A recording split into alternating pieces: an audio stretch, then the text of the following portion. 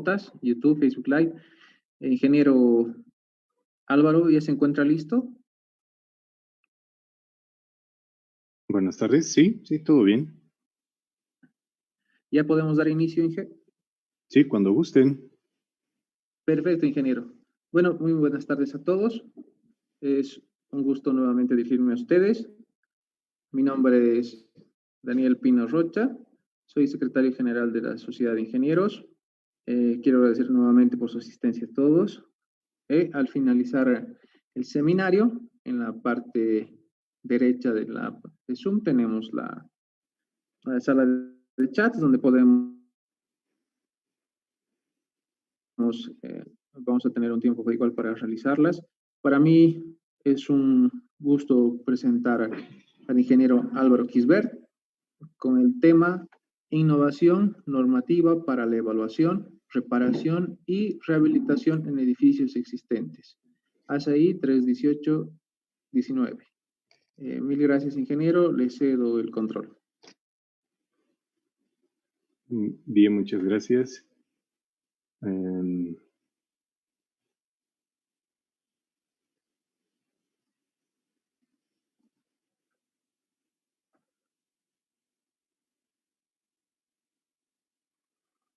Bueno, no sé si es que alcanzan a ver la pantalla. Sí, se llega a ver su presentación, ingeniero. Bien, buenas tardes a todos los asistentes al seminario. Pues espero todos estemos aprendiendo bastante y aprovechando todo este tiempo de cuarentena que tenemos. Y en primera instancia yo quiero agradecer y felicitar a la Sociedad de Ingenieros de la Departamental Chuquisaca por esta iniciativa, al ingeniero Calizaya también por colaborarles en la parte de la plataforma, porque realizan bastantes cursos por internet de manera virtual. Entonces es una gran ayuda, yo creo que para muchos profesionales, para muchos futuros colegas también que tienen muchas ganas de aprender.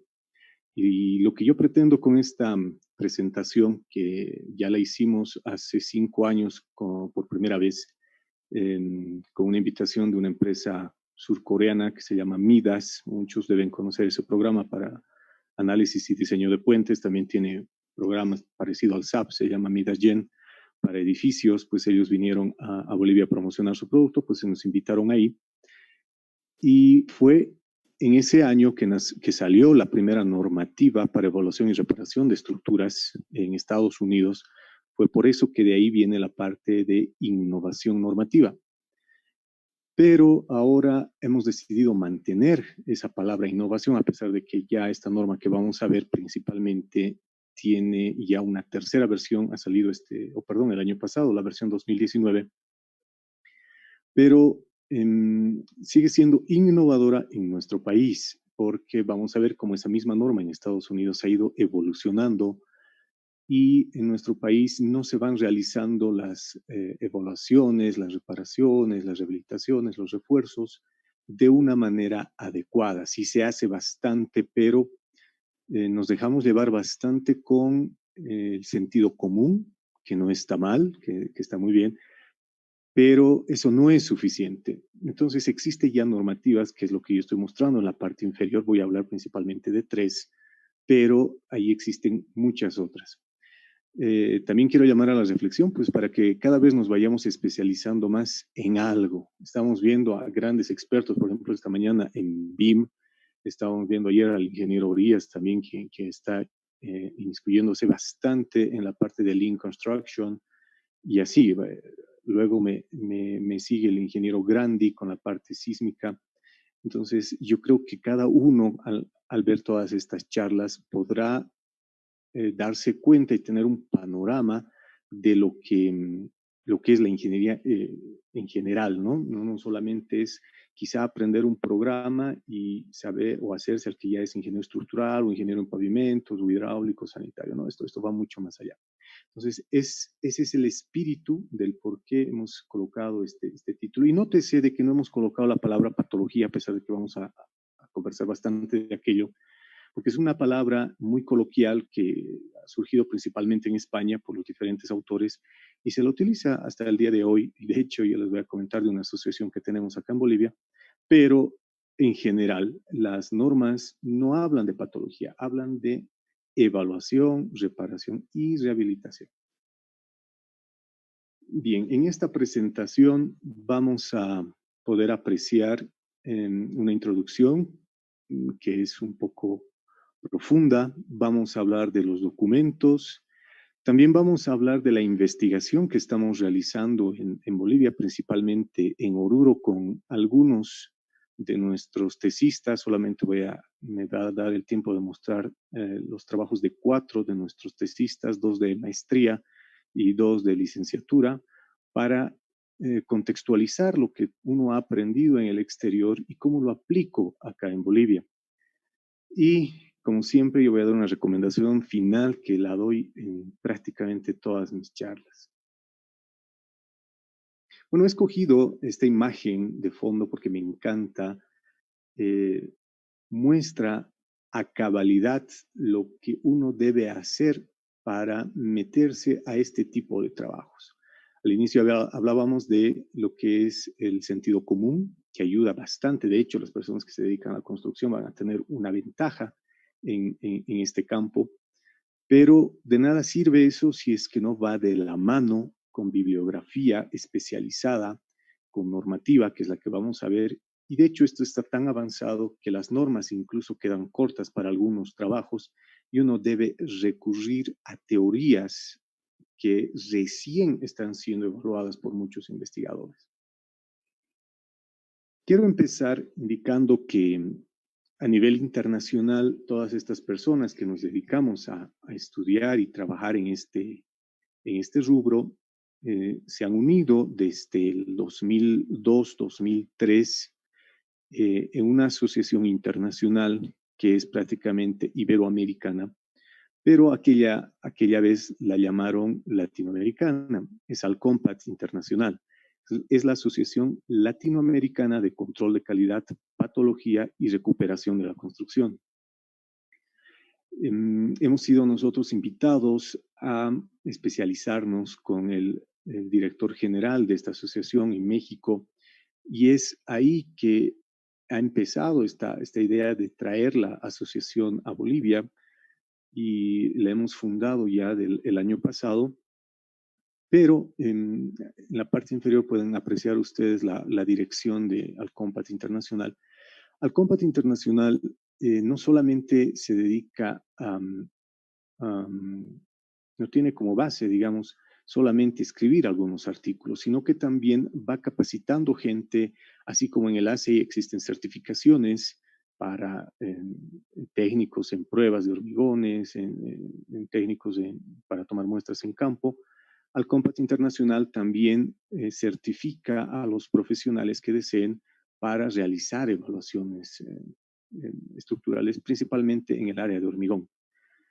Ahí pues ustedes van a encontrar una vasta bibliografía, principalmente en revistas científicas publicadas de México, Argentina, Brasil y España principalmente. Obviamente existe también de Paraguay, Costa Rica y Bolivia aún no ha escrito porque estamos en proceso de investigaciones. Entonces, una vez que tengamos nuestros primeros resultados, con certeza los vamos a publicar en esta revista. Alcompat Bolivia, les comentaba, ha surgido a iniciativa de nuestro director general internacional, que pues debido a que ha existido una gran inquietud en el país de que no existe la formación suficiente, recursos bibliográficos escasos, pues hemos decidido con un grupo de colegas que todos nos hemos ido a especializar afuera en el área de patología. En enero del año pasado, ya tenemos un año en Bolivia, hemos fundado esta asociación con ese fin de promover la investigación en patología en Bolivia, porque toda la bibliografía que uno va a encontrar principalmente o es europea o es norteamericana.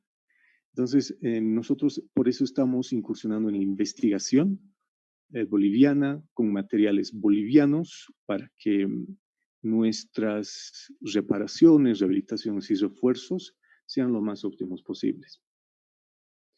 Es así que en marzo del año pasado hemos lanzado nuestra primera jornada boliviana sobre problemas patológicos en la construcción con expositores de España. Ahí está la doctora Carmen Andrade, ella es la presidenta internacional de Alcompat, nuestro director internacional, que es el doctor Pedro, que es prácticamente el mentor de todos nosotros, y los diferentes expositores de aquel entonces. Hemos recibido el apoyo del Colegio de Ingenieros Civiles de Bolivia y del Colegio de Ingenieros Estructurales de Bolivia. Nuestro segundo evento lo realizamos en septiembre del año pasado, pues porque como ustedes ya saben, ya existe una guía boliviana de diseño sísmico y está pronto a salir una siguiente versión, una última versión de la misma guía. Y es por eso que Alcompat ha visto conveniente realizar un curso de refuerzo sísmico de estructuras. Entonces, la patología no solamente va en la parte estática, en la parte de reparación de deterioro, sino que también en la parte de refuerzo sísmico. De hecho, si es que ustedes ven la norma boliviana de diseño sísmico desde el 2006, ya tiene una parte de evaluación y refuerzo de estructuras, aunque sea un poco superficial, pero ya nos da una idea de qué es lo que podemos y debemos hacer. En cambio, en este evento Alcompat se vio en profundidad cómo es que debemos encarar el refuerzo de estructuras de edificación. Y es así que nosotros vamos a ir organizando diferentes actividades, siempre en el ámbito de evaluar estructuras y reforzarlas y rehabilitarlas. Por eso es que ahora nos ha bloqueado un poco el tema de la cuarentena, pero ya tenemos preparado desde hace tiempo un siguiente evento Alcompat que se llama Ensayos no destructivos en el hormigón, porque existe una mala percepción de las personas de que el esclerómetro nos va a dar la resistencia del hormigón in sitio. Eso no es del todo cierto y lamentablemente en el país lo tomamos como verdad. Entonces, vamos a ver más adelante cómo es que la misma normativa ASTM nos dice que no debemos utilizar aquello para aceptar o rechazar hormigón. Entonces, debido a esa inquietud que ha surgido en el seno del Alcompat, el temario de este nuevo curso contempla tópicos ya más avanzados como el de resistividad eléctrica. Lo que ustedes están viendo ahí en pantalla es una probeta estándar, pero de 10 centímetros de 10 por 20, en el que se inyecta corriente y se mide cuánto de electricidad, cuánta corriente pasa alrededor de ese cuerpo y cuánto éste se opone a la circulación de esos electrones. Más adelante vamos a ver por qué se tiene y por qué es importante hacer este tipo de ensayos y de investigaciones, porque las normas europeas así ahora lo exigen. De hecho, en España a uno no le pagan la planilla de cierre hasta que no pase determinados parámetros de resistividad eléctrica. Es decir, que en Europa la resistencia a la compresión del hormigón es algo que ya se da por sentado y que se debe cumplir. Entonces, ellos ya han virado sus normas, lo vamos a ver un poco en la norma española, que ellos se enfocan, además de eso, en durabilidad.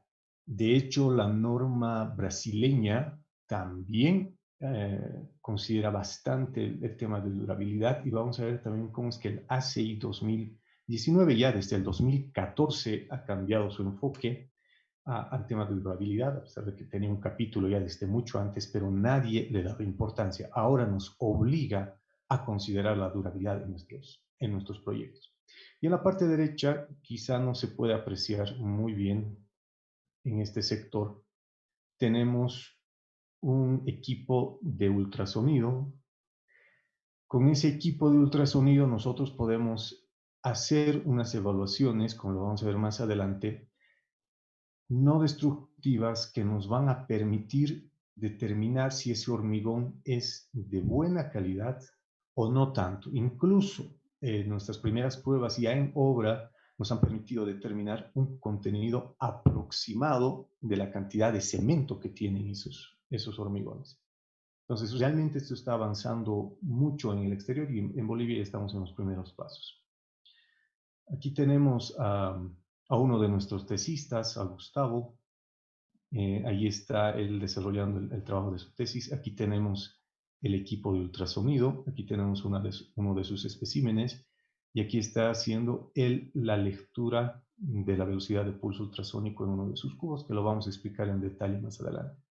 Entonces, lo que vamos a ver en el transcurso de esta presentación es una parte de un curso mucho más completo, que lo vamos a ver aunque de manera profunda a continuación.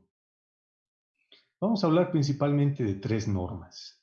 El ACI 562 en su versión 2019, el 318 en castellano, bueno, en internet lo encuentran en inglés, pero si ustedes compran la normativa en físico, pues sí les va a llegar en castellano, en su última versión, 2019. Y una normativa, pues que la última versión, bueno, uno de sus volúmenes, porque está dividido en 10, la última creo que salió el 2011, pero vamos a ver que es realmente completa. La normativa europea es tan completa que hasta nos dice cómo debemos etiquetar nuestros productos. Entonces, el ACI 562, noten que a lo largo de mi presentación, todo lo que esté en rojo se va a referir directamente a esa norma y titula Requisitos de reglamento para evaluación. Vamos a ver un poco la parte semántica, cómo ha cambiado. Reparación y rehabilitación de estructuras de hormigón existentes. Por eso es que nuestra presentación también dice edificios existentes, porque nosotros estamos enfocando nuestras investigaciones a edificios existentes. El ACI 318, que está en azul y todo lo que veamos en azul, es a lo que yo me voy a referir más adelante, se refiere al ACI 318 del 2019 que titula Requisitos de reglamento para concreto estructural. Ya no solamente es hormigón armado. Y la normativa europea se refiere a productos y sistemas para la protección y reparación de estructuras de hormigón. Y aquí quiero hacer una pausa antes de que me olvide. Habla de productos y sistemas. Por ejemplo, cuando uno compra algún aditivo de alguna marca, usualmente le vienen, no usualmente, algunos vienen como bicomponentes, es decir, vienen dos materiales que tenemos que unirlos para que se forme uno. Y ese material bicomponente tengo que utilizarlo tal vez con otro más para una determinada tarea. Entonces, el uso de diferentes materiales para un fin es un sistema. Entonces, ¿por qué ellos colocan sistemas? Porque si bien en Bolivia tenemos prácticamente una empresa que provee de productos para reparación, rehabilitación y refuerzo de estructuras, pues en los países circunvecinos, y ni qué decir Europa, existe una gran cantidad de empresas que tienen muchos productos. Entonces, si yo voy a comprar un sistema, es decir, voy a hacer un refuerzo, llamémosle así, con chapa metálica, debo comprar los productos de preparación del sustrato, quizá el mortero, para esa tarea de un solo fabricante. No es para nada recomendable comprar un producto de una marca y luego irme al siguiente producto de otra empresa que me sale más barato porque al final no va a trabajar bien. Entonces, a eso se refiere con sistemas. Y empezamos a hablar un poco de las normativas. La misma norma ACI 562, como les comentaba, en su primera versión del 2013, ellos utilizaban la palabra evaluation, ahora utilizan assessment. En castellano, pues podemos traducirlas como evaluación de manera indiferente, pero en inglés, evaluación tiene un carácter más subjetivo. Es decir, puedo hacer una evaluación, una valoración, pero cualitativa. Puedo decir ese elemento o esa estructura está mal, pero con el vocablo assessment en inglés voy a poder decir sí, está mal, Pero además de eso puedo cuantificar ese daño. Podré decir, ahora este elemento está al 60%, al 80%, al 10%, y me va a poder tomar decisiones radicales. Voy a poder decir, ¿realmente este edificio es reparable? O voy a poder decir, es reparable, pero cuesta tanto como hacerlo de nuevo. Entonces ya puedo tomar decisiones mucho más concretas. Por eso es que ellos han cambiado desde la versión 2013 hasta la 2019. Podremos hablar de semántica, que parece que es algo que no afecta mucho, pero en sí, en el tenor de la norma, afecta demasiado. Luego, la primera norma hablaba de edificios únicamente. Ahora nos habla de estructuras. Ya se nos va abriendo un poco más, porque al final un puente también está construido con, no todos, pero también construimos con hormigón. Esta norma nos da algunos lineamientos de cómo podemos evaluar la resistencia del hormigón. Y vamos a ver que existen otras normas que nos van a decir cómo puedo utilizar la resistencia del hormigón cuando hago un análisis no lineal, por ejemplo. Y bueno, algo que no existía es de estructuras existentes. La norma en su versión 2019 habla de estructuras existentes. Eso no era algo que estaba contemplado en la versión 2013. El ACI 2019, pues ya prácticamente lo conocemos todos. Y hay otra norma que no es muy conocida, pero es de vital importancia en Estados Unidos, porque es el código base. De hecho, esta existe incluso en castellano, es el Código Internacional de la Edificación. Las siglas que vemos ahí es International Building Code. Esa norma nos dice en la parte de hormigón armado, refiérase íntegramente al ACI 318. Tal vez con estos cambios nos va a hablar de las cargas de la parte de diseño sísmico, nos va a decir refiérase a la ASC 7, pero considere estos cambios también en la parte de metálicas, madera, etc. Es importante notar que existe ese reglamento internacional de la edificación por lo siguiente, porque existe también un reglamento, el International Existing Building Code, que es la norma para edificios existentes. Entonces, es importante saber aquello porque tanto en Bolivia como en Estados Unidos y en cualquier parte del mundo vamos a tener que hacer cambios a nuestros edificios, cambios de uso, reparaciones y refuerzos. Entonces, es importante conocer esas normas también. Ahora, vamos a hablar también de una manera muy sucinta lo que es de la evaluación sísmica de edificios existentes. Noten que también el léxico ya se va uniformizando en todas las normativas. Hemos visto el ACI contempla existing, el International Building Code utiliza existing, el ACE utiliza existing. Entonces, edificios existentes es muy importante para saber a qué voy, qué es lo que yo voy a evaluar. Si yo voy a evaluar un puente como tal, existe una norma AASHTO específica para aquello. Entonces, tengo que tener mucho cuidado el momento que yo vaya a hacer una evaluación. Y aquí estamos hablando de su última versión, de la 2017. ¿Por qué estoy colocando esto? Porque vamos a ver que el hormigón, cuando uno hace extracción de núcleos o puede hacer ensayos no destructivos, esta norma en específico nos dice, para hacer el análisis estático no lineal, puedes utilizar el valor más bajo y amplificarlo en este valor. Entonces, nosotros, ¿cuántos videos no hemos visto en YouTube de cómo hacer un análisis estático no lineal? O habremos pasado un curso o estamos estudiando eso, pero no le damos importancia a los materiales. Entonces, aquí vamos a ver cómo es que debo considerar eso antes de tan siquiera entrar a un programa. La normativa europea, la española, va a ser también considerada un poco porque tiene ya un capítulo completo en el que no solamente nos habla de los estados límites de servicio, de los estados límites últimos, sino que también ya habla de estados límites de durabilidad. Esa es la norma de hormigón estructural, pero además de eso existen otras normas europeas, dice norma española porque está en castellano, pero esta norma nos va a decir cómo es que específicamente debo realizar una reparación, una rehabilitación o un refuerzo de estructuras de hormigón.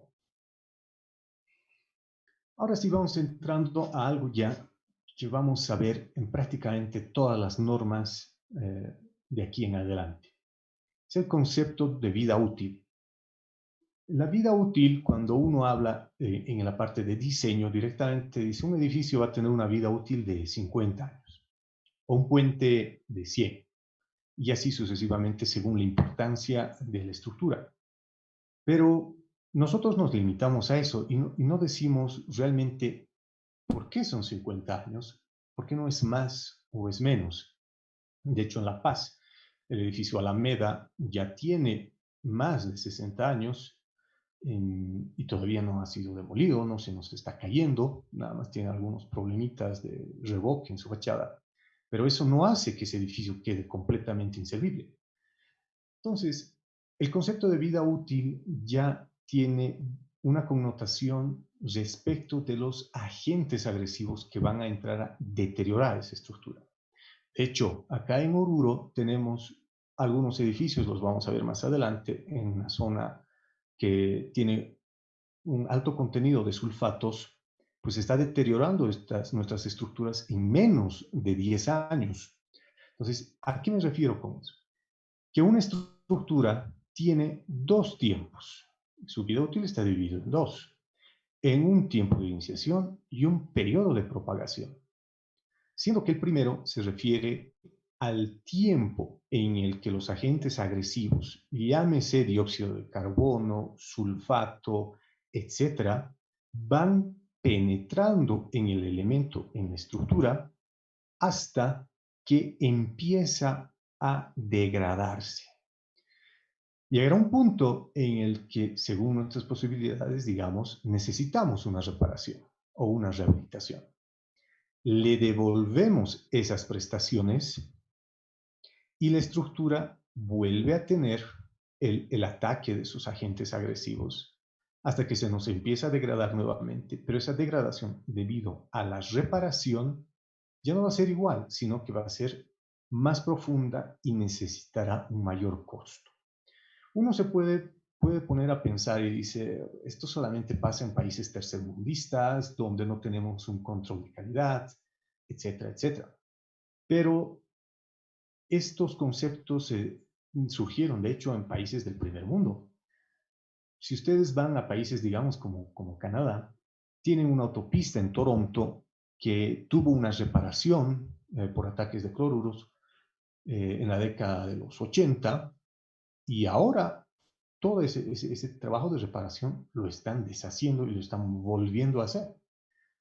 Y no es porque lo hayan hecho mal, no es porque hayan hecho mal ese viaducto y no es porque hayan hecho mal esa reparación, sino que hace 30 años el conocimiento en reparación, rehabilitación y refuerzo de estructuras y en la misma evaluación no estaba tan avanzado como está ahora. Y además, hace 30 años no se contaba con todos los materiales que tenemos hoy día.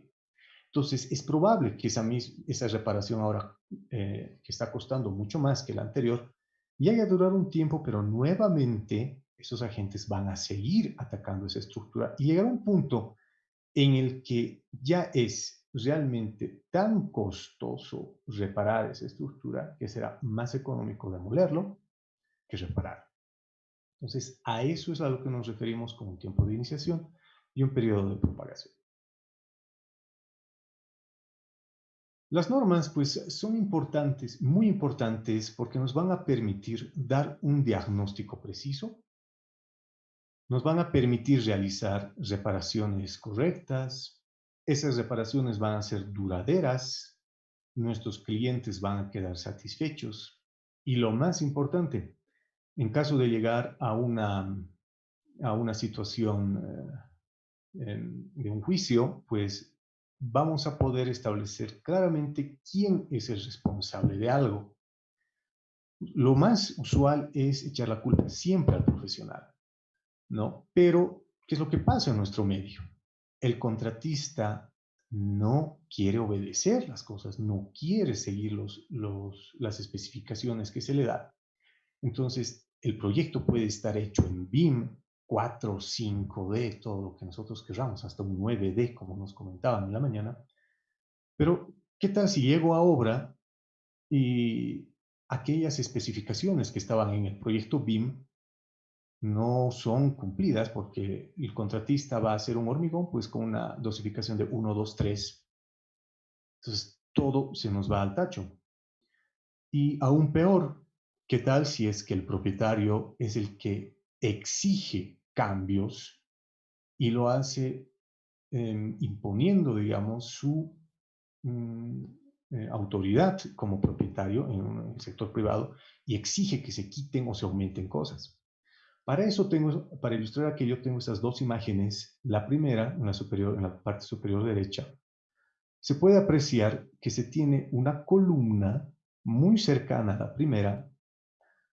Esta segunda ha sido puesta de manera obligatoria por el propietario, porque no figuraba en el proyecto inicial. Y noten que la columna no tiene ninguna viga y de ahí salen directamente los nervios de la losa bidireccional. Entonces el cortante ahí debe ser tremendo y descomunal, pero el propietario ha exigido que se les ponga esas columnas. Entonces, imagino que el contratista se vio obligado a hacerlo. Además, le convenía, porque le iban a pagar más. En este otro caso, vemos ya que no es ya tanto problema del propietario, en cierto modo, tal vez por buscar a alguien realmente económico. Se llega a apreciar que no existen los recubrimientos. Aquí, este sector del nudo en la unión entre la viga y la columna, coloquialmente en el argot de la construcción, se lo conoce como escuadra. Entonces, es un trabajo que lleva un poquito de tiempo, pero este contratista en especial. Vamos a hablar un poco de lo que es el International Existing Building Code, porque, como les dije, tanto en países del primer mundo como en el nuestro, en vías de desarrollo, existe la necesidad de a veces darles cambios de uso a nuestros edificios. Por eso que esa norma tiene un capítulo específico donde habla el cambio de ocupación, el cambio de uso que se le va a dar. Puede que ese edificio haya sido diseñado para vivienda, pero pasa mucho en La Paz. Son diseñados para vivienda, pero luego se convierten en oficinas, se convierten en depósitos y la carga es realmente diferente. Aunque no aumentemos el número de pisos, la sobrecarga que vamos a imponerle a la estructura es muy grande. Entonces, si bien esta norma no nos da un detalle completo de cómo hacer esto, pero ya nos da unos pequeños lineamientos de cómo poder encarar ese cambio. Entonces, uno no se siente abandonado con esto, uno tiene al menos algo con qué recurrir y con qué respaldarse. ¿Cuánto tiempo toma desarrollar una norma? El ACI 562, el comité tuvo su origen, su génesis, el 2006. Su primera versión salió el 2013. Les tomó 7 años desarrollar esa normativa. Está vigente principalmente para Estados Unidos y está enfocado para obras existentes. El ACI 318 ha iniciado sus reuniones en 1904. Ya tiene más de 100 años desde su fundación. La primera versión la sacaron luego de 6 años y está vigente en Estados Unidos desde 1910 y está enfocado para obra nueva. Y vamos a ver por qué. Si la charla habla de edificios existentes, ¿por qué? Entonces estamos utilizando una norma para edificios nuevos. El ACI, la norma europea 1504 se empezaron a reunir en 1994 y les tomó 15 años el desarrollarla. Está en vigencia en Europa desde el 2009, pero en todos sus volúmenes, vamos a ver que son 10, ha ido saliendo por partes, pero en su totalidad ha salido desde el 2009. Está vigente en todos los países de la Unión Europea y es para estructuras existentes. Ahora sí vamos a ver los documentos. La CI 562 tiene un enfoque por desempeño. Y este desempeño no tiene que ver con el desempeño que nosotros conocemos como el análisis estático no lineal o el pushover, análisis sísmico por desempeño. Primero, antes de entrar a ese concepto, quiero decir por qué estos otros dos tienen un enfoque prescriptivo. Si nos vamos al ACI 318, por ejemplo, el ejemplo más clásico y básico, la cuantía mínima de columnas es del 1%. Yo no puedo colocar menos de eso porque la norma es muy clara y me dice lo mínimo que tú debes colocar es 1%. Si yo estoy colocando un 0,5 o un 0,4, soy pasible a sanciones y cualquier problema que hubiera en el futuro va a ser directamente responsabilidad mía como proyectista. Entonces, una norma es prescriptiva porque nos dice lo que tú debes hacer es esto. La norma europea es igual. Entonces, el ACI 562 dijo, bien, cambiemos eso porque cada edificio tiene su propia peculiaridad. Y no podemos escribir una norma para todos los casos de todo el mundo, o al menos de todo Estados Unidos. Por eso es que el primer presidente de ese comité, Larry Kahn, dijo que se reconoce la posibilidad de varias soluciones para cualquier problema de reparación o rehabilitación. Es decir, que para un problema dado, yo puedo darle una solución, otro profesional le puede dar otra solución, quizá más económica, quizá más innovadora con un material nuevo que está descubriendo, pero ambos vamos a darle solución a ese problema. Entonces, a eso se refiere el enfoque por desempeño, porque genera mayor innovación en este rubro. Vamos a empezar detallando lo que es la norma europea. La norma europea, como les comentaba, consta de 10 partes. Inicia con la parte número 9 y está dividido en diferentes principios y métodos de protección para la reparación. Esta es una tabla que tiene la parte número 9 y está dividida en la parte de hormigón y corrosión de armaduras. Y aquí es donde nosotros nos hemos enfocado primero debido a la realidad de nuestra ciudad, a la degradación del hormigón, al deterioro del hormigón, por ataque químico y físico, por la parte de sulfatos, y estos sulfatos pues nos generan una cristalización en el hormigón. Entonces es así que ha nacido esa inquietud de una de nuestras tesistas de cómo plantear solución a eso. Entonces aquí tenemos a Catherine Calvimontes. Ella está desarrollando su tesis y aquí vemos una gran cantidad de probetas, cómo es que ella está desarrollando primero un ataque químico a sus especímenes. Aquí tenemos una probeta a la que casi que no se le ha presentado deterioro. Aquí vemos la evolución del sulfato en el lapso de un determinado tiempo. Vemos cómo aquí se empieza a cristalizar de una manera superficial, pero ya a lo largo de un tiempo vemos cómo es que el sulfato empieza a atacar de manera muy agresiva a nuestros elementos. Entonces, esa primera parte que ella está desarrollando tiene que ver con el ataque químico. Y esta es la parte del ataque físico, cómo es que ella va midiendo las expansiones, pero ya no en las probetas cilíndricas que nosotros conocemos, sino en unos prismas, donde ella va midiendo cuánto es que este elemento hormigón se nos va expandiendo. Entonces, ¿qué es lo que pasa con el sulfato? Ingresa con la humedad del terreno a nuestro hormigón, principalmente columnas, penetran en los poros que existen naturalmente en el hormigón, y una vez que esa humedad se evapora, ese sulfato se empieza a cristalizar y empieza a incrementar su volumen. Entonces, al incrementar su volumen, va generando una degradación del hormigón. Entonces, como el hormigón no resiste los esfuerzos a tracción, porque ahí adentro, en los poros, eso es lo que existe, tracción por la hinchazón del sulfato, pues se nos va degradando como arena. Entonces, ella está midiendo eso con diferentes tipos de cemento, con diferentes concentraciones de cemento, diferentes relaciones agua-material cementante, y al final ella nos va a proponer un modelo de vida útil, nos va a decir, si tú vas a construir una estructura en esta zona, que el sulfato es el sulfato de sodio que ella está estudiando, pues en un determinado tiempo vas a tener que rehabilitar. Es la gráfica que ustedes han visto al inicio, pero representada de otra manera. donde nos va a decir aproximadamente si construyo con este tipo de cemento en este lugar, bajo esta concentración, deberé realizar un mantenimiento o una inspección al menos cada, no lo sé, 6 meses, cada año, para poder mantener ese periodo de iniciación lo más que se pueda.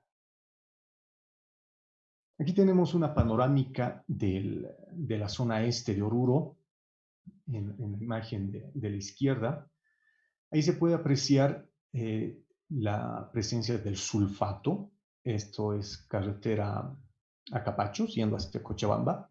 De hecho, las imágenes antiguas nos dicen que desde la avenida 6 de agosto, que todos conocemos como la avenida del folclore, desde ahí para abajo, las fotografías antiguas nos han develado de que esa misma concentración que estamos viendo ahora, pues se daba desde 1960 que tenemos las fotografías antiguas a las que hemos podido recurrir. Entonces, en el centro de la ciudad se tienen ataques por sulfatos, pero no tanto. En la zona este sí, y es donde existe mucho mayor deterioro. Y en la imagen de la derecha podemos ver un ensayo de resistividad eléctrica de suelos. Es decir, ahí vamos a poder apreciar cuán agresivo es ese suelo para mi estructura. Y en base a esa resistividad eléctrica del suelo, voy a poder proyectar estructuras durables. Volviendo a la norma europea, tienen una tabla con principios y métodos para protección y reparación de estructuras de hormigón. Esta normativa es tan completa, por eso ha tomado desarrollarla 15 años, tiene 10 volúmenes, que cubre prácticamente cualquier problema de reparación, rehabilitación, refuerzo que yo pueda tener en cualquier estructura de hormigón armado. Algo en lo que yo me quiero enfocar es en dos partes. La primera en la parte de refuerzo estructural y en la parte que tiene que ver con corrosión de la armadura, porque es algo que se nos da bastante en nuestro medio. Como se puede ver, se tienen diferentes principios. A ver, vamos leyendo. Protección contra la penetración. Esto tiene que ver con aplicación de membranas y demás. Control del grado de humedad. Restauración del hormigón. Refuerzo estructural. Incremento de la resistencia física. Resistencia a los productos químicos. Preservación o restauración de la pasividad. Incremento de resistividad. Se refiere a resistividad eléctrica. Control catódico. Protección catódica. Control de las zonas anódicas. Todo eso tiene que ver con la protección ante la corrosión. Vamos a ver más adelante a qué me refiero con eso. Cada uno de esos principios está detallado en estos volúmenes de la norma. Si yo quiero ver algo de esto, debo recurrir a este sector de la normativa en particular. Entonces, esas partes son las siguientes. La parte 1, términos y definiciones. La parte 2, productos, sistemas de protección superficial del hormigón. La parte 3, reparación estructural y no estructural. Adherencia estructural, inyección del hormigón, anclaje de barras de armado, protección de la armadura contra la corrosión, control de calidad y evaluación de la conformidad, aplicación in situ de productos y sistemas de control de calidad para los trabajos. Es algo, por ejemplo, la parte 8, que no hacemos acá en Bolivia cuando realizamos un trabajo de reparación, rehabilitación, refuerzo, porque puedo aplicar refuerzo de columnas con planchas de acero, pero una vez hecho, ¿cómo sé que el trabajo ha sido realmente bien ejecutado? Si hago uso de materiales tan vanguardistas como la fibra de carbono, ¿cómo sé que se ha aplicado correctamente la fibra de carbono en el elemento? Pues existe bibliografía que nos va a decir que eso incrementa la capacidad axial de una columna debido a la condición triaxial que se genera, etcétera, etcétera, etcétera. Pero ¿cuán seguro estoy yo de que realmente se ha aplicado de manera correcta? Quizás si lo voy a utilizar para el refuerzo por corte, ¿cómo sé que realmente se ha aplicado como debería ser para garantizarme esa nueva solicitación? Entonces, son preguntas que quizá no nos las hacemos porque confiamos ciegamente en la persona que lo hace y la persona que lo hace posiblemente confíe ciegamente en el fabricante. Entonces, es algo que en Europa no lo permiten ni en Estados Unidos y vamos a ver cómo lo hacen. Aquí ya tenemos una imagen un poco más agrandada de aquel índice y les decía, por ejemplo, En la parte de refuerzo estructural, si yo quiero hablar de una adhesión de una chapa metálica a un elemento, cualquiera de hormigón, debo ir a la parte 4 de esa norma. Y si yo quiero incrementar la resistividad eléctrica para reducir o controlar la corrosión de mi elemento, pues debo incrementar la resistividad eléctrica. Entonces, al inicio habíamos mostrado cómo existe un equipo que me va a permitir medir la resistividad eléctrica del hormigón. Quizá es un concepto que muchos de nosotros lo estamos escuchando por primera vez, pero las personas que manejan el Revit, ya entrando un poco al BIM, cuando definen las propiedades del material, aparte de darles un módulo de elasticidad, darles su resistencia especificada, van a encontrar ahí una pestañita donde nos va a pedir la resistividad eléctrica del hormigón expresada en ohmios metro. Es porque realmente la durabilidad en el mundo tiene importancia, más no así en Bolivia. Entonces tenemos que tener ya presente aquello. Entonces, para un segundo trabajo de tesis, tenemos a otro de nuestros futuros colegas, él está todavía como egresado, es Álvaro Fabián Camacho. Él nos va a proponer una metodología para dosificar hormigones, pero en base a resistividades, ya dejando de lado un poco el tema de resistencia mecánica. Entonces, su tema titula Dosificaciones basadas en la resistividad eléctrica como parámetro de control de calidad y durabilidad del hormigón. En las primeras pruebas que hemos ido realizando con la tesis de Álvaro Fabián, hemos encontrado que la resistividad eléctrica nos permite determinar la calidad de la ejecución. Es decir, un hormigón, por muy pobre entre comillas, por muy pobre que sea, hablemos de resistencias cilíndricas tan bajas como 10 o 12 megapascales, si ha sido elaborado y curado de una manera adecuada, nos va a dar lecturas de resistividades eléctricas tan buenas como si estuviera hablando de un hormigón de alta, de una resistencia cilíndrica muy alta, porque ambos han sido ejecutados de una manera adecuada y han sido curados de una manera adecuada. Entonces, es algo que me permite no solamente medir cuán bueno o malo es para la corrosión, sino que también me va a permitir evaluar cómo es que ha sido ejecutado ese hormigón. Y entrando al ejemplo de adhesión de chapas, es un ejemplo nada más para ver cuán completa es esta norma, nos decía que vayamos a la parte 4, bien, venimos a la parte 4 de esta normativa, y aquí tiene una tabla, nos dice los requisitos de las prestaciones del producto de adhesión para un refuerzo con placas unidas. Aquí vean que nos va diciendo que ese producto, no nos dice específicamente qué, ese producto debe cumplir los siguientes parámetros para ser correctamente aplicado en esa reparación. Por ejemplo, aquí nos habla de la adhesión y nos está dando un valor para el ensayo de arrancamiento. Miren, nos dice aquí qué norma europea debe utilizar y cuál es el valor en megapascales que debe existir entre el elemento y esa chapa, ¿no? La unión intersticial que debe existir ahí. Es decir, esto está tan avanzado que, bueno, aquí tiene la otra tabla. Cuando nosotros vamos a unir dos hormigones, un hormigón antiguo y con un hormigón nuevo. Nos está diciendo los requisitos de las prestaciones para un producto de adhesión, un puente de adherencia, que lo conocemos acá en Bolivia, del mortero o del hormigón. Nos está diciendo cuáles son sus propiedades mecánicas que debemos cumplir. Y aquí vean cómo es que esta misma norma en la parte final nos habla del sello de conformidad CE que debe tener siempre y cuando cumpla todo lo especificado anteriormente, porque la norma es más ampulosa. Pero incluso, vean, nos dice que debe cumplir esa fuerza de arrancamiento, ese esfuerzo en megapascales, ¿a cuánto debe ser igual?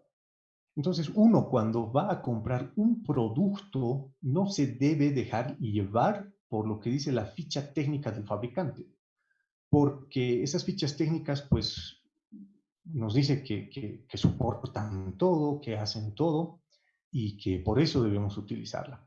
Pero nosotros debemos consultar primero nuestras normativas, estas especificaciones y verificar si la ficha del fabricante dice que puede soportar esta fuerza o ese esfuerzo de arrancamiento, pues sí será algo en lo que podemos confiar. Pero si no, pues debemos buscar otro fabricante que nos garantice estas prestaciones. Y aquí, pues, ¿a cuántos no nos ha pasado de que nos piden ir a evaluar una estructura, ¿no? Y pedimos los planos y nos van a decir que no lo tienen, que nunca contrataron un profesional, que lo hizo nada más un constructor, que lo hizo ojímetro, pues y ahí vemos cómo este tipo de estructuras son las que están empezando a cundir en todas nuestras ciudades, ¿no?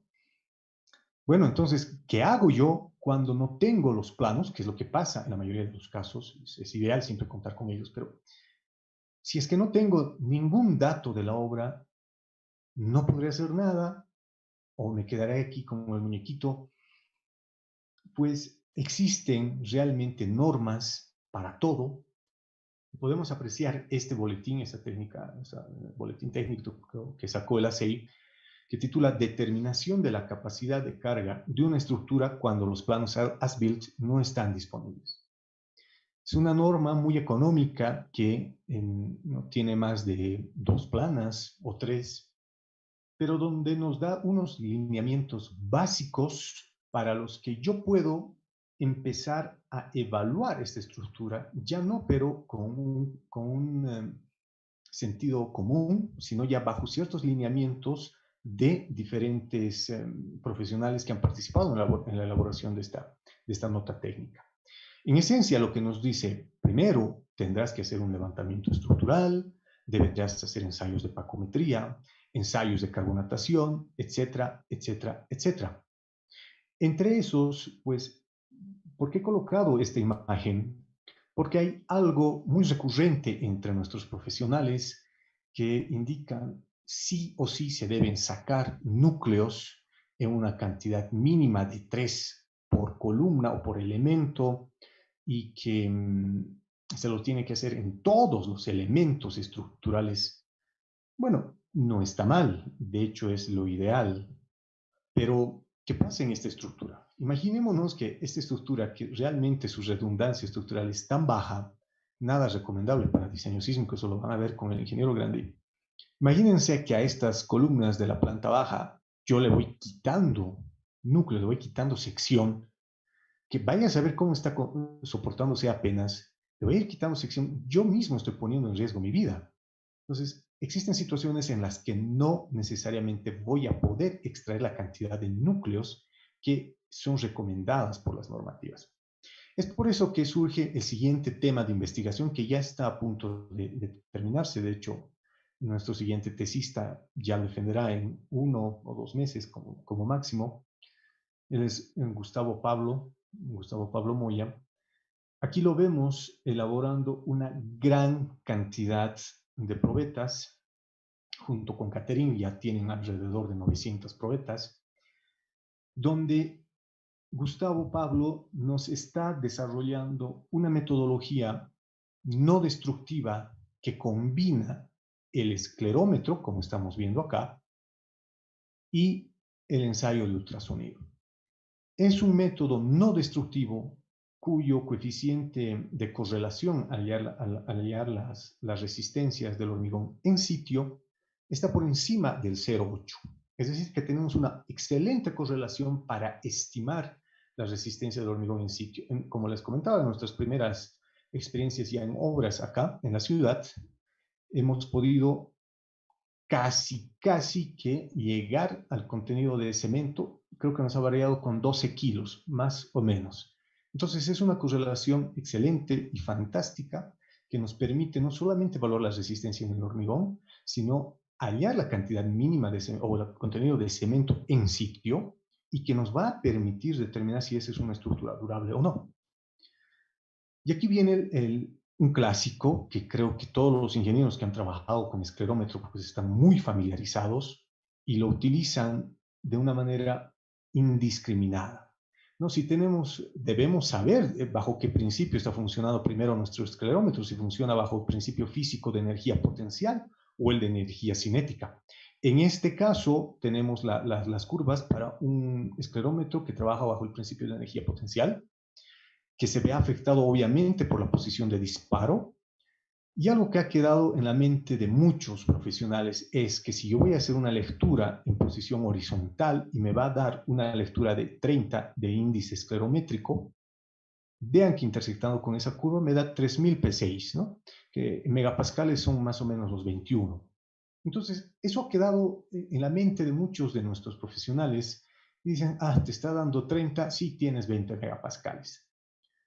Pero realmente eso es algo que ya debemos empezar a desechar de nuestro trabajo por lo siguiente. Esta es la normativa ASTM que rige ese ensayo. Y veamos en su apartado 5.5 nos dice claramente, este método de ensayo no es adecuado como base para la aceptación o rechazo del hormigón.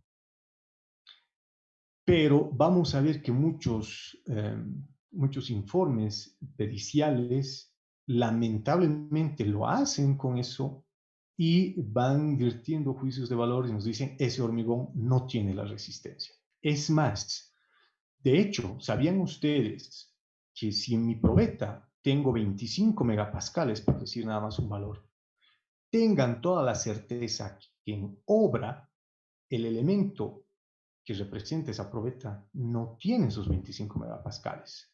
Tendrá 19 megapascales, quizá 20 megapascales.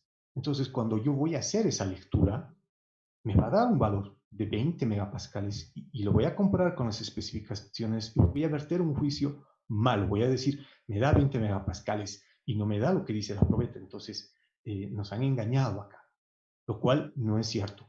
Entonces, en obra, extrayendo los núcleos, no voy a tener la resistencia que me dio la probeta y mucho menos los valores, como nos dice aquí el índice esclerométrico. Además, esto se ve afectado por la temperatura, se ve afectado por la calibración del equipo, por quizá la inexperiencia del operador, también se ve afectado principalmente por la carbonatación. Vamos a ver al final una imagen de cómo es que la carbonatación puede llegar a deteriorar un elemento estructural. Entonces, ¿el esclerómetro es útil? Sí.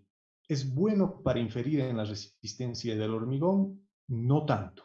Pero combinándolo con el ultrasonido es realmente fantástico.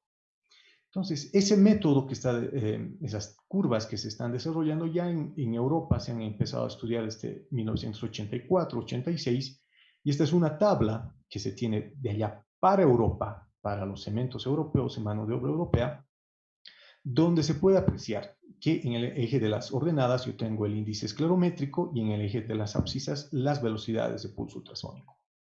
Por ejemplo, veamos para 20 megapascales, que es algo usual en nuestro medio.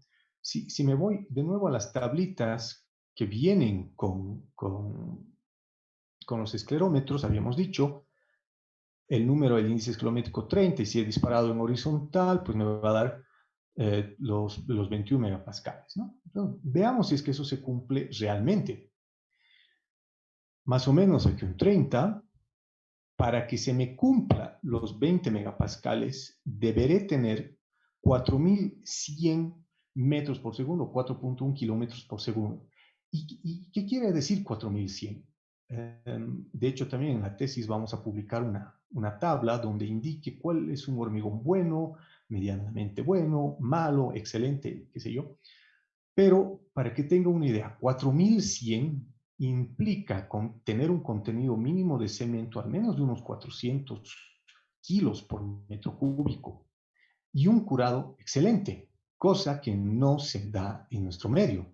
Mientras menos cemento, porque eso es lo que tenemos en nuestra mente, optimizar. Y la palabra optimizar es algo que tiene que virar de contexto. Optimizar implica hacer las cosas bien en menos tiempo, no ahorrar cemento. Bien, esta es la tabla que ha desarrollado, esto es un borrador que ya ha desarrollado Gustavo, hay otras que se parecen mucho más a esta, pero aquí tenemos una para cemento EMISA 1P30, para elementos o muestras, especímenes sin curar, que es lo que generalmente tenemos en obra, y pues nosotros en la empresa tenemos encofrado metálico. Entonces Gustavo para nosotros ha desarrollado estas curvas para encofrado metálico. Vean que el coeficiente de correlación es de 0,87, un ajuste realmente bueno. Y nuevamente hagamos el ejercicio. Si tengo 30, un índice esclerométrico, aquí ya está corregido con el término correcto, índice esclerométrico. Entonces, luego comentamos del por qué es así. Pero un índice esclerométrico de 30, vean que prácticamente para este cemento que utilizamos en Oruro, no nos va a dar ni 15 megapascales. Y esto es cierto. Para llegar a los 21 megapascales, vean, debería tener como mínimo un índice esclerométrico de 30, disparado en posición horizontal. Y hay otro tema. Por ejemplo, acá nos está diciendo resistencia a la compresión en megapascales. Pero nosotros tenemos que diferenciar entre la resistencia específica y la resistencia promedio. Entonces, yo no me estoy refiriendo aquí en 21 megapascales a la resistencia específica, me estoy refiriendo a la resistencia promedio. Por tanto, mi resistencia específica será menos, unos 16 o 14 megapascales.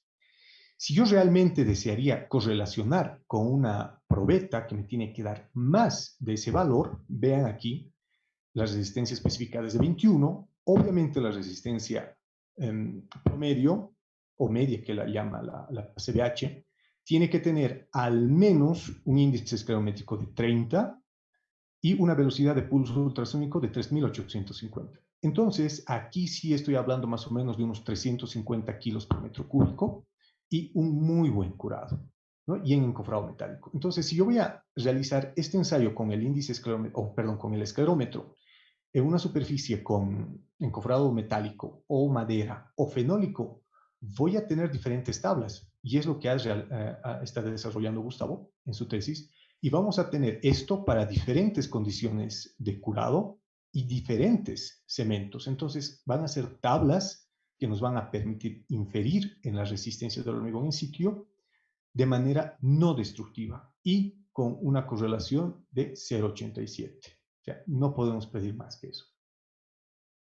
Ya entrando al ACI 318, pues como habíamos dicho, es una normativa para estructuras nuevas, pero en su capítulo 27 nos ha dedicado ahora un capítulo completo, antes era el capítulo 20 hasta la versión del 2011, habla específicamente de estructuras existentes y nos dice,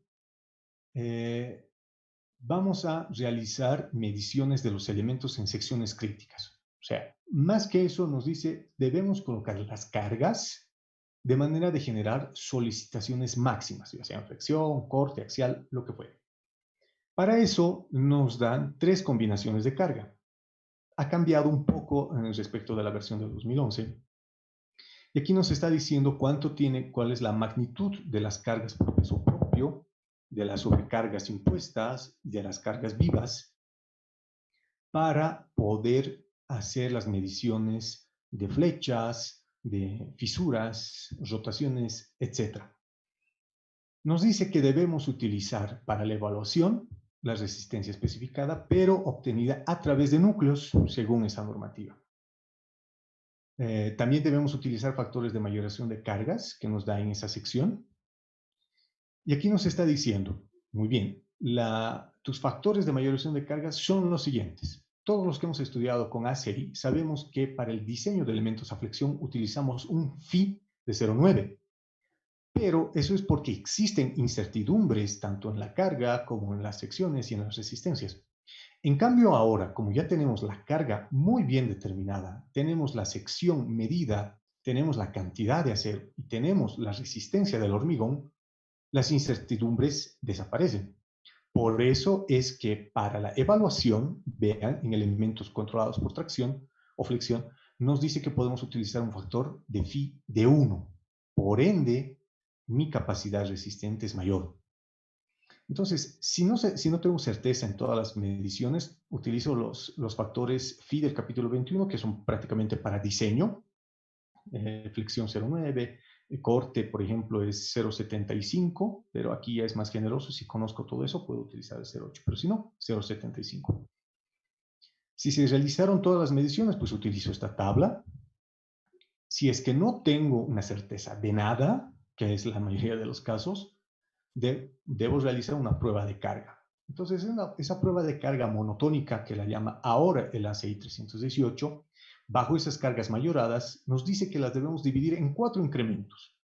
Y esos 4 incrementos deben tener una separación de un lapso de 24 horas cada uno, como mínimo. Entonces, tampoco vale realizar la carga total en un día y suponer que esa es la flecha, digamos, que si quiero evaluar eso, la deformación máxima, inmediata o elástica. Eso no viene al caso, porque esa ya se produjo. Entonces, lo que yo voy a evaluar es el incremento, por eso es monotónica, que va aumentando de manera paulatina sin descargas en un lapso. Entonces, en este caso es de 4 intervalos separados de 24 horas.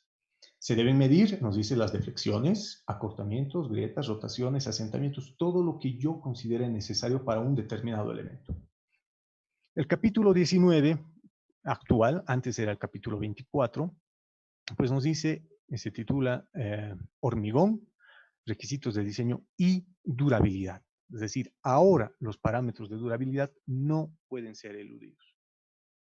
Y entrando ya prácticamente a nuestra última normativa, el 562, nos dice, debo hacer una evaluación preliminar. De hecho, existen normas que nos van a indicar cómo realizar una evaluación preliminar que básicamente consiste en una evaluación ocular, una inspección ocular, donde el profesional va y evalúa cuáles son los potenciales daños que se presentan en esa estructura.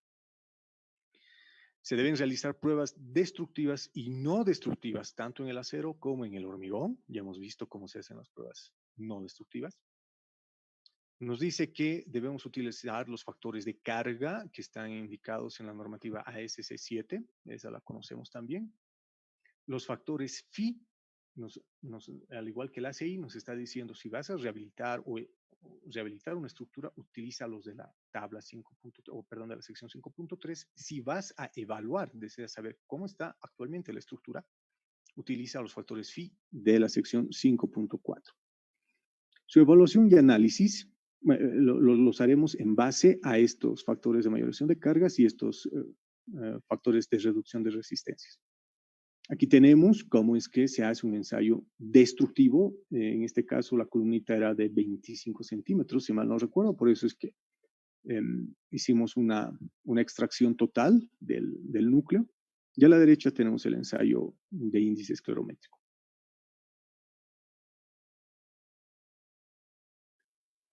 Debo realizar un análisis completo. Es decir, debo considerar lo que implica la mayor fidelidad posible del modelo estructural según la estructura construida. En este caso podemos apreciar que existe un desnivel muy fuerte entre el terreno, entre el lote de este predio con el vecino, porque el vecino está aquí a 8 metros por debajo. En este caso, esta estructura tuvo un muro de contención con contrafuertes invertidos. Aquí está la fosa del ascensor, aquí está el tanque cisterna. Hay que ser realmente exquisitos en esto, pero bueno, ya tampoco llegar al punto en el que vamos a modelar cada peldaño de la escalera, ¿no? Entonces, lo único que queremos nosotros es modelar todos los elementos que aportan rigidez al sistema. Hablar de la interacción suelo-estructura puede ser estática o dinámica, ¿no? Las normas son muy claras. La ASC 7 nos dice claramente cómo hacer la interacción suelo-estructura dinámica. Para hablar de la resistencia sísmica, nos dice directamente, refiérase a esta normativa. De hecho, ya hemos visto que ha existido un curso también para aquello. La evaluación estructural mediante pruebas de carga, bueno, al igual que la ACI 318 nos dice, puedes o debes hacer una prueba de carga, pero ya no es tan simple como nos mostraba el ACI 318. Existe una norma ACI específica, la 437, que nos va a indicar cómo debemos hacer las pruebas de carga con ciertos parámetros. Ya utilizamos deformímetros y gatos hidráulicos. Esta es una imagen de cómo hace el 318 y esto es cómo nos pide el 437, ¿no? Que es prácticamente con lastre. También nos indica cómo es que vamos a hacer una reparación estructural. Aquí vemos un ensayo de una tesista que la teníamos hace 7 años. Estamos haciendo la medición de potenciales de corrosión. Y aquí podemos apreciar en la gráfica de la derecha cómo es que en la parte inferior, porque esto es de un estacionamiento, cómo es que los hidrocarburos emanados por el escape de esos vehículos han corroído puntualmente este sector. Y aquí arriba se han corroído las armaduras por el tema de que existían fisuras, no era un hormigón muy compacto. Entonces ha ingresado por ahí el agente agresivo y ha empezado a corroer las armaduras. Entonces se puede apreciar con este mapeo de potenciales cuáles son los lugares críticos para poder hacer una intervención. O sea, no es necesario reparar todo el elemento, sino estos lugares puntuales. El capítulo 8 nos habla de durabilidad y nos habla principalmente de modelos. Y cuando nosotros hablamos de modelos, pues están inmersos en nosotros, como principalmente los ingenieros estructurales, los modelos analíticos, ¿no? que desarrollamos en nuestras computadoras. Aquí tenemos un edificio de 12 pisos con su helipuerto, y este es uno de 20. Entonces, no nos referimos a eso. Vamos a ver por qué. La ASC, saliéndonos de contexto un poquito, la ASC en la normativa 41, que nos habla de refuerzo o la evaluación sísmica de estructuras o de edificios existentes, nos dice, antes de hacer el análisis estático no lineal, que nos gusta mucho a los que manejamos muy bien los programas, lo primero que tenemos que hacer es definir materiales. Y lo que hago yo es colocar la resistencia, imagínense, especificada del proyecto inicial, un 21 megapascales. Y eso coloco al programa. Pero esta norma es muy clara y nos dice, para utilizar las propiedades nominales de un material, deberás utilizar en base a ensayos destructivos o no destructivos, el menor de esos valores y amplificarlo por 1.5. Es decir, yo no voy a entrar con 21 megapascales a hacer mi análisis estático no lineal.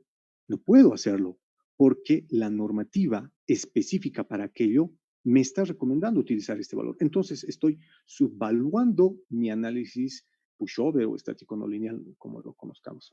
He ahí la importancia de leer estas normas.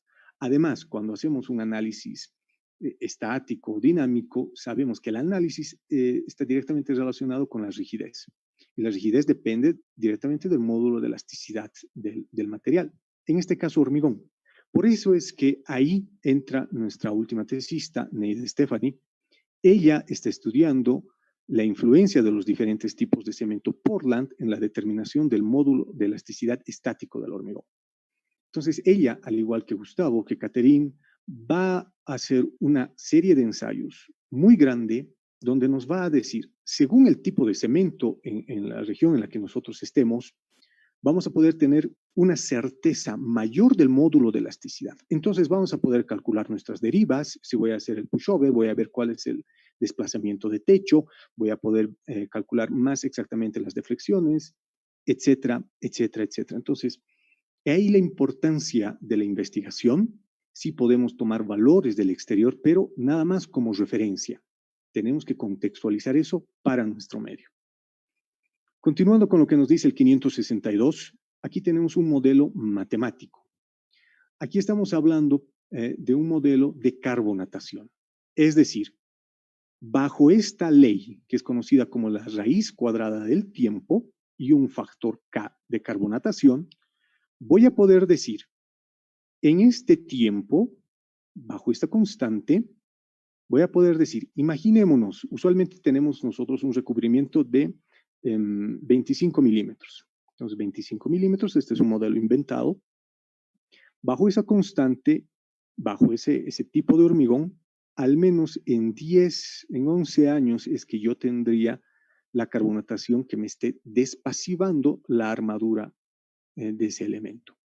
Entonces, este tipo de modelos lo utilizan en España para predecir más o menos en qué tiempo, según el ambiente, en qué tiempo llegará la corrosión a ese elemento. Entonces, mientras mejor calidad tenga este hormigón, más tardará el agente agresivo en llegar a nuestra armadura.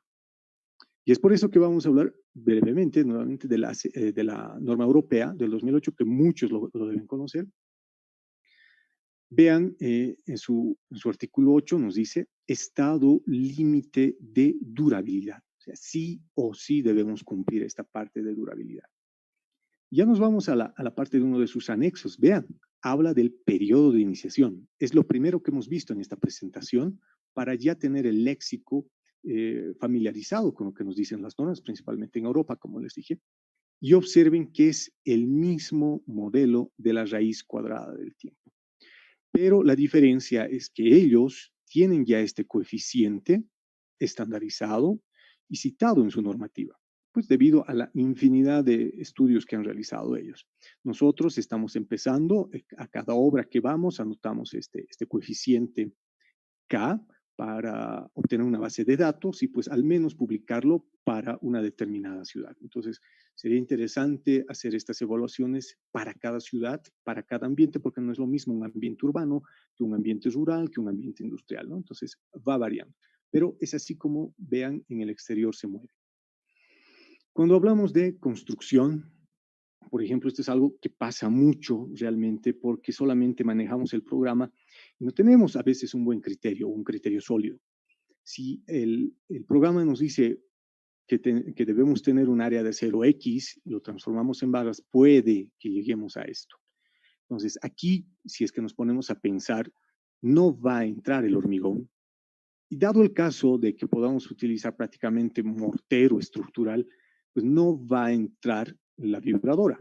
Entonces, ahí ya no existe el concepto de hormigón armado, porque van a existir muchos vacíos y eso no va a trabajar como tal. También tenemos que tener un control de calidad muy grande en cuanto a la ejecución, porque como les dije, de nada sirve que esto me haya hecho el técnico eléctrico y lo refuerce con chapas de acero, utilice puentes de adherencia, fibras de carbono, lo que se me apetezca. Si es que no hago los ensayos de control de calidad respectivos, eso queda en nada, porque me puede durar muy poco tiempo y me puede salir muy costoso. Ya para ir terminando, vamos a ver la recomendación final. De nuevo, esto es a lo que estamos familiarizados. La mayoría, de hecho, yo también estaba así. Aquí me he jugado tanto, como les decía, no es necesario modelar cada peldaño de la escalera. Yo lo hice, modelé las 2 escaleras. Realmente uno se deja impresionar por eso, ¿no? Pero, ¿qué es lo que pasa si es que uno puede hacer un BIM, puede utilizar, como comentaban, llegar a un 9D, pero si en la ejecución llegamos a esto? Esa es una columna que está en la zona industrial de Oruro, por eso decíamos que el ambiente no es el mismo. El ambiente urbano es diferente porque la concentración de dióxido de carbono, la cantidad de partes por millón es diferente en una ciudad que un ambiente industrial.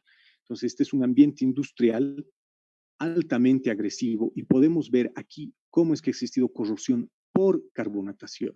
Entonces, esa barra se ha expandido tanto en tan poco tiempo que prácticamente ha degradado mi estructura. Entonces, si yo me pongo a hacer análisis pushover, tiempo historia, análisis modal espectral, utilizando la última norma boliviana, utilizo BIM, pero esta es la realidad. O sea, de nada me sirve. Todo trabajo, toda construcción debe ir de la mano de la tecnología, tanto en la parte de proyecto como en ejecución. Por eso es que voy a citar a un gran ingeniero español, Eduardo Torroja, que dice, las estructuras no trabajan las estructuras trabajan como se las construye, no como se las diseña. Bueno, con eso yo habría terminado mi participación. Estoy presto a absolver cualquiera de sus inquietudes.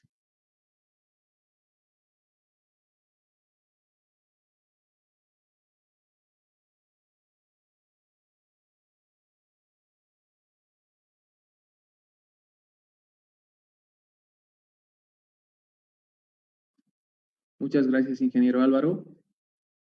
Vamos a darnos un pequeño tiempo para realizar las preguntas correspondientes.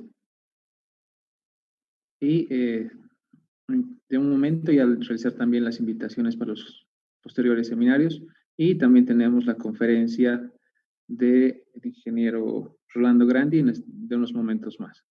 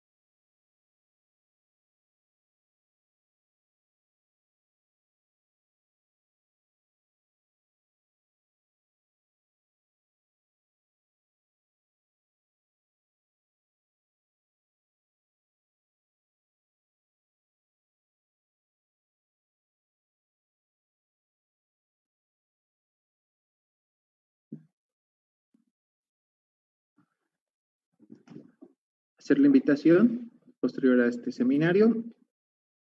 Tenemos al expositor ingeniero Rolando Grandi con el tema de configuración estructural sísmica.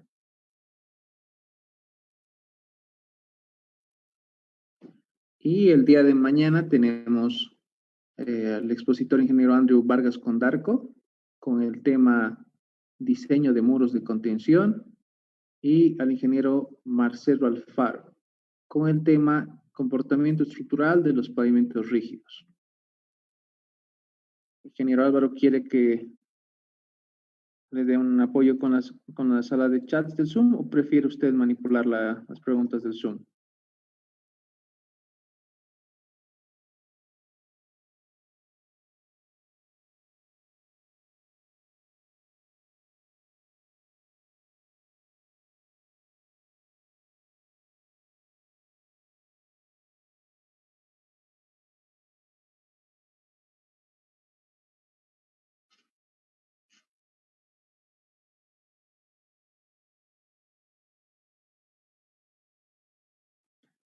Ingeniero Álvaro, ¿me llegó a escuchar? Sí, sí, no, perdón, ahora sí lo escuchó. Ah, ya. Te decía, ya tenemos algunas preguntas en plataforma.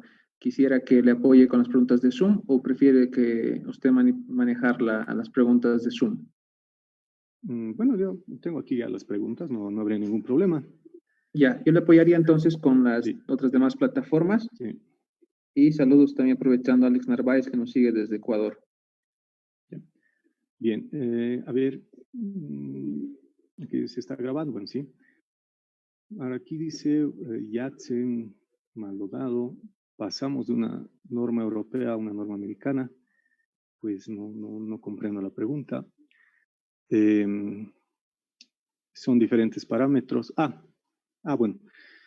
Al ingeniero Yatsen Maldonado, pues imagino que tal vez se refiere a los factores de mayoración de cargas y reducción de resistencia, si es que eso es a lo que se refiere. Pues sí, de hecho, por eso es que he mostrado en la parte de Europa únicamente en la parte de productos. ¿Qué productos qué requisitos son los necesarios para aplicar productos de reparación? Porque hacer la evaluación estructural como tal, obviamente sí debemos guiarnos por la norma inicial. Ahora, imaginemos cualquier edificio al que yo llego y no accedo a ninguna memoria de cálculo o plano estructural que me oriente y me diga este edificio ha sido diseñado con CBH 87, EH, porque ahorita tenemos ese limbo en el país. La norma boliviana todavía no está oficializada por completo. Entonces, si llega a pasarme aquello, el ACI 562 es muy claro y tiene un capítulo donde nos dice qué debo hacer y cómo debo orientar la evaluación si es que la normativa patrón, así es como le llama, no está disponible y utilizar esa norma para la evaluación y rehabilitación de ese edificio. Entonces, partimos por ahí. Pero está enfocado, como les digo, principalmente la norma europea a los materiales. Luego, ¿cuándo elegir una otra? A ver, los productos en el mercado boliviano existen mayormente americano. Pues sí, es cierto, existen principalmente norteamericanos, pero de nuevo existen normas ASTM que nos van a decir lo mismo que dicen en Europa y cuáles son los parámetros mínimos que yo debo exigir en un determinado producto y que deben estar en la ficha técnica, ¿no?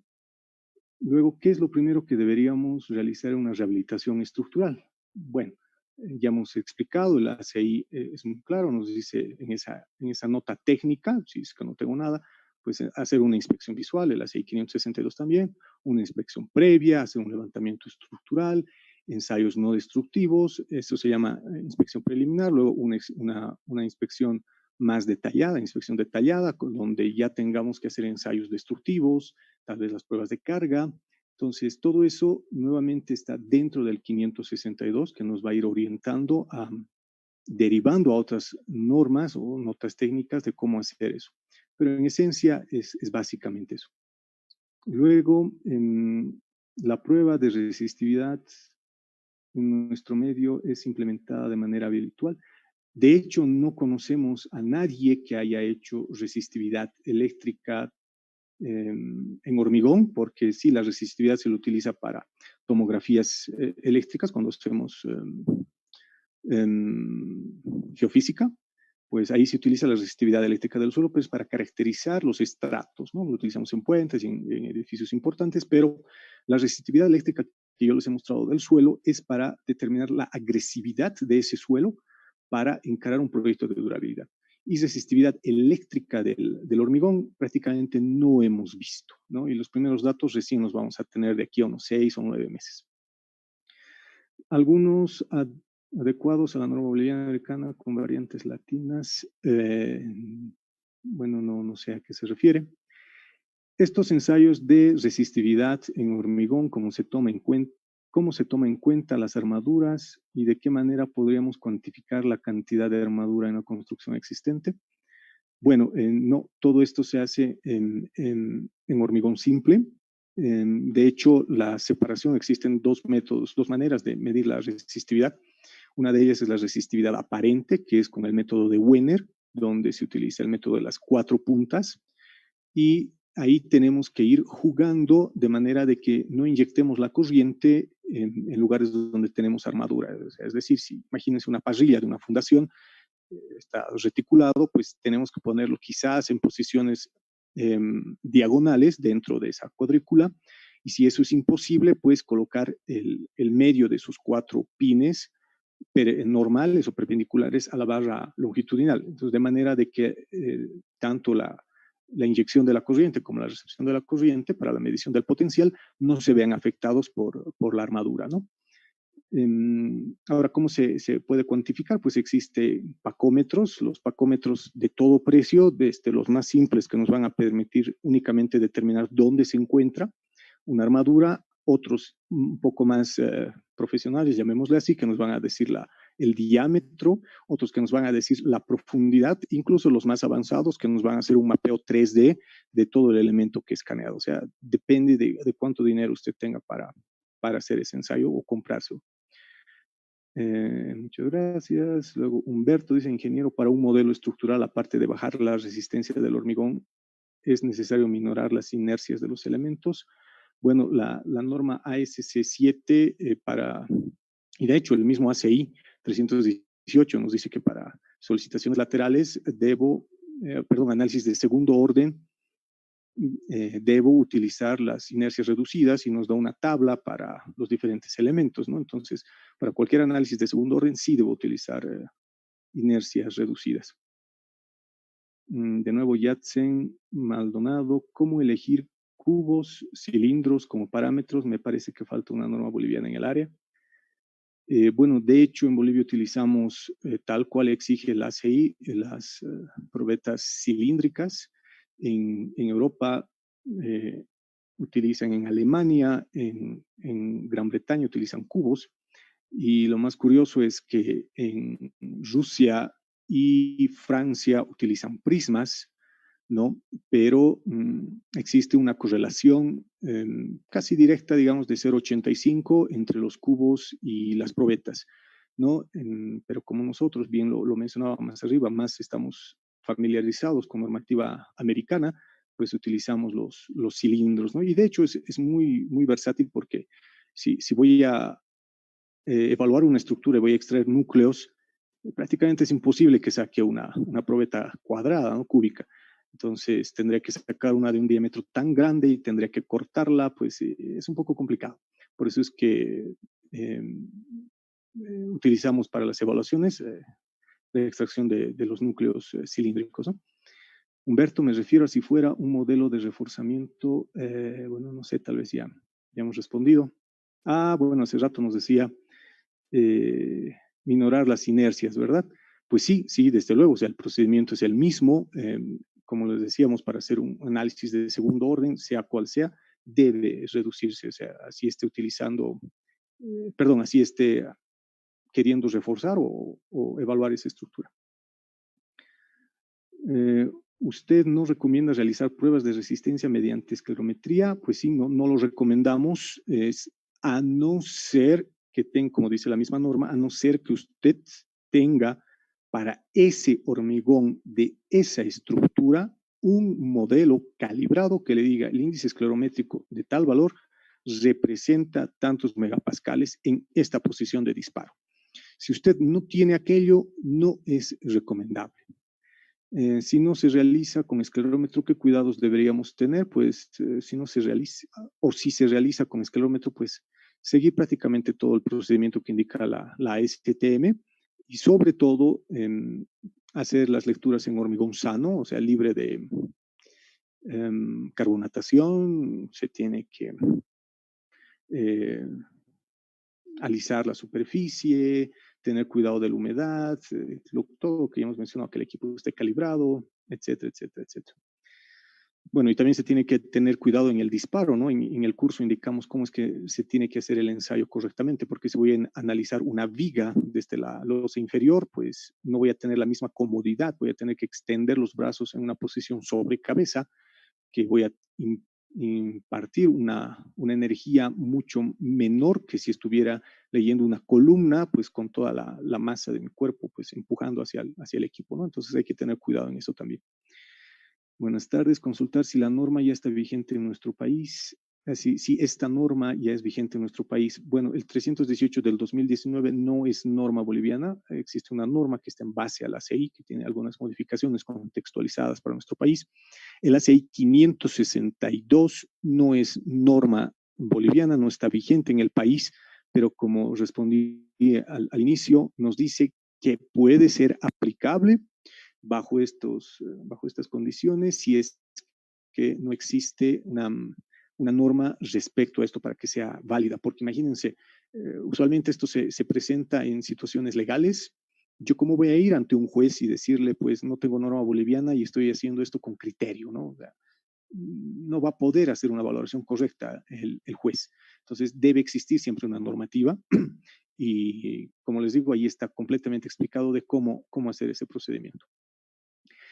Juan Carlos Salinas dice, ingeniero, buenas tardes. La consulta es la siguiente. ¿Qué sucede cuando existe un uso de dos clases de cemento en la construcción? Pues bueno, obviamente vamos a tener comportamientos diferentes y eso con el esclerómetro no lo vamos a poder detectar, pero con ultrasonido y mucho más con resistividad eléctrica, créame, hemos encontrado variaciones muy grandes, abismales entre el cemento EMISA respecto del cemento, el Canva, porque tiene filler, entonces son comportamientos diferentes. Ingeniero, me parece que deberíamos cuidar más la resistencia del hormigón que la resistividad, debe ser. Realizar comentarios sobre esto, ingeniero, por favor.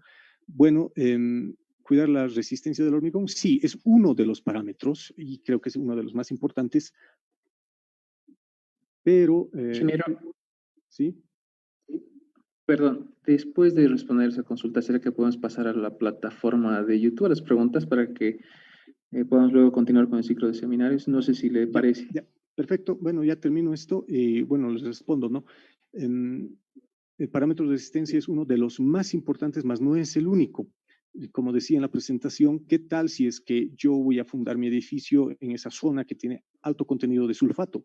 Puedo tener 21, 23, 25, 28 megapascales, pero al cabo de menos de 10 años, por más que haga un análisis estático no lineal, donde pueda considerar muchas cosas, en menos de 10 años mi hormigón va a estar completamente degradado en las columnas de la planta baja.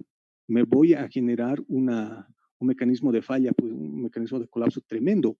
Entonces, las rótulas se me van a formar en las columnas, en la planta baja. Entonces, eso es realmente desastroso, ¿no? Entonces, en la curva de desempeño voy a estar en previsión de colapso o colapso de aquí a 10 años. Entonces, ese término de durabilidad y demás es realmente importante y yo diría imprescindible en lugares donde el suelo es realmente agresivo y el medio ambiente.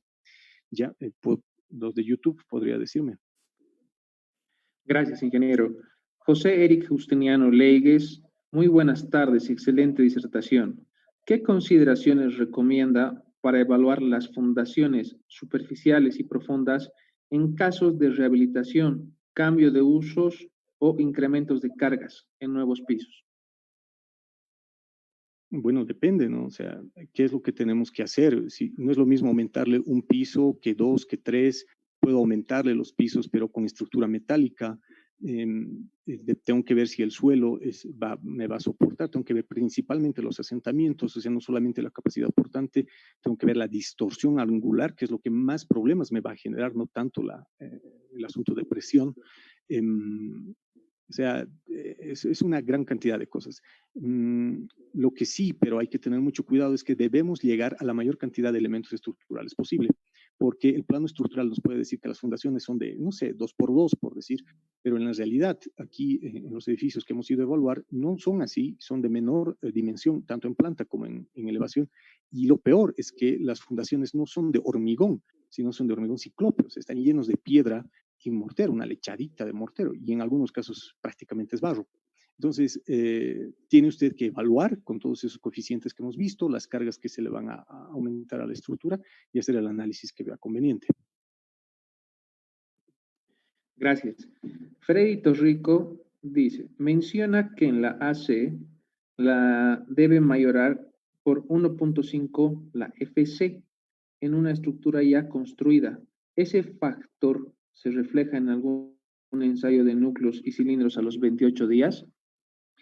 Interesante. Bueno, la ASC tiene su comentario.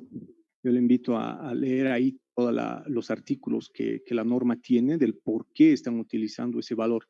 Pero en esencia, lo que les dije también a un inicio es que la incertidumbre es muy grande, no estamos muy seguros de aquello.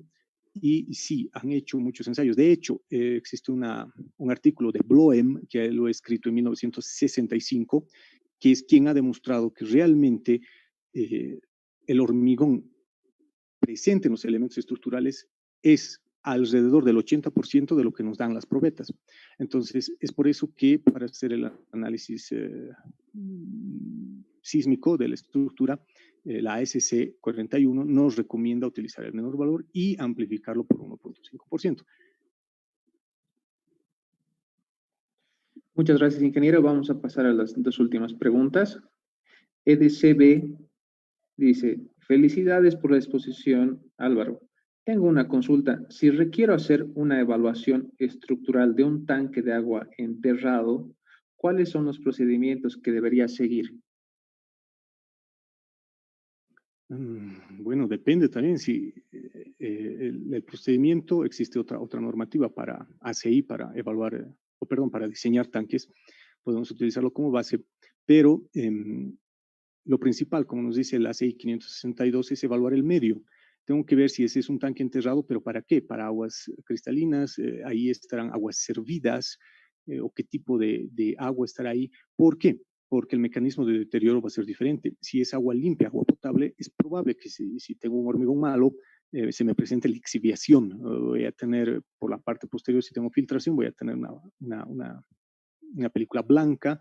Y caso contrario, imagínense que tenga aguas servidas, entonces voy a tener problemas de ácidos.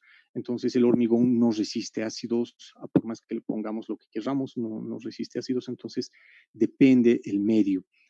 Como hemos visto, la norma europea nos dice en la parte de materiales, claro, que existen películas o membranas o cualquier protección exterior. Entonces tendría que pensar, si es que es una planta de tratamiento, quizá cómo lo voy a recubrir o revestir interiormente, ¿no? Y si es exterior, digamos, un ataque de sulfatos, pues tengo que ver cómo es que voy a incrementar. Hemos visto que la norma europea también nos dice, nos da los medios para incrementar la resistividad eléctrica del hormigón. Entonces, y en la parte estructural, obviamente, usted tendrá que hacer una evaluación de medición de potenciales para ver el grado de corrosión de las armaduras, si es que existiera. Si es que existe, donde ha existido pérdida de sección, y si es que ha existido esa pérdida de sección, hacer el análisis con esas secciones reducidas, ¿no? Más o menos sería el procedimiento. Gracias, ingeniero. Pasamos a la última pregunta. Víctor Hugo Frías, excelente presentación, ingeniero. Mi consulta es si las normas explicadas se pueden aplicar a la reparación y rehabilitación de estructuras hidráulicas como presas. Bueno, muy interesante. Gracias por esa pregunta. Sí se pueden aplicar, pero de nuevo existen muchos cuidados. Por ejemplo, si voy a hacer una lectura de ultrasonido, vienen con una determinada frecuencia, usualmente 56, si no mal no recuerdo, 56 kilohertz. Pero si es que voy a hacer las lecturas en una presa, obviamente necesito una frecuencia mucho menor. Entonces deberé comprar y deberé adquirir un instrumento cuyos electrodos, no son electrodos, se me dio el nombre, bueno, pero cuyos valores de frecuencia, su frecuencia sea menor. Entonces, para utilizar ensayos no destructivos. Resistividad eléctrica, sí, sin ningún problema, porque la presa no va a estar tan armada como un edificio. Y no la he leído, pero existe una norma específica para presas, ¿no? Pero si usted desea evaluar realmente la calidad del material, pues lo ideal nuevamente es resistividad eléctrica y velocidad de pulso ultrasónico esclerómetro, pues no, la verdad no tendría sentido porque nos darían valores realmente altos, porque también algo que olvidé mencionar es que el esclerómetro se ve afectado por el estado tensional del elemento. Entonces, como va a estar muy comprimido ese hormigón, nos va a dar valores altísimos. Entonces, para eso tenemos que eliminarlo. Muchas gracias, ingeniero. Gracias por su tiempo. Gracias por el tiempo que se toma igual para responder. Ha sido un placer asistirlo. Ahora le voy a pasar las palabras, antes de despedirme, al ingeniero Juan Vargas Canales, presidente de la Sociedad de Ingenieros. Muchas gracias, Dani. Saludar al ingeniero Álvaro Quisper. De la misma manera, saludar a los participantes y a todos los que nos siguieron por los diferentes canales. Yo aprendo en casa. Ingeniero, a nombre del directorio, a nombre de la CIG Bolivia, quiero agradecerle y felicitarle por su excelente presentación, por haber compartido esta información técnica. Felicitarle por los trabajos de investigación que viene impulsando con los tesistas en cuanto a obtener datos propios, ¿no? De acuerdo a nuestra realidad. Bueno, una vez más felicitarle, ¿no? Por el tema muy, muy interesante, de acuerdo a lo que es la normativa para la evaluación, preparación y rehabilitación de edificios existentes con seguridad. Como vamos ya impulsándose el tema de sismos, inclusive va a meritar tomar en cuenta estos aspectos en cuanto a estas normativas. Ingeniero, una vez más agradecerle por haber participado en calidad de expositor en este ciclo de conferencias, que estoy seguro que está siendo de mucho provecho para todos nuestros ingenieros. Una vez más, muchísimas gracias a nombre de la Sociedad de Ingenieros de Chuquisaca. Muchas gracias, ingeniero, y yo pues le quiero felicitar por esta iniciativa. Ojalá las diferentes departamentales también copien esta muy buena iniciativa, porque considero de que no solamente los profesionales, sino también los estudiantes son muy inquietos, pues y van a ayudarnos con estos temas de investigación a seguir profundizando, no solamente en esta área, puede ser en la parte sísmica, puentes, hidráulica, sanitaria, como están comentando, y poder mejorar la ingeniería en el país, ¿no? Yo le felicito, ingeniero, por haber invitado a tan buenos profesionales que tienen bastante trayectoria y pues siga adelante, ¿no? Muchísimas gracias a usted, ingeniero. Hasta luego. Repito el agradecimiento, ingeniero Álvaro. Es ingeniero de prestigio, igual colega de Oruro, y desearle muchos éxitos y siga adelante. Y nos vamos a dar un pequeño tiempo a todos los que nos están acompañando en esta transmisión, de 10 minutitos, para posteriormente continuar con la jornada de seminarios. Ya pronto está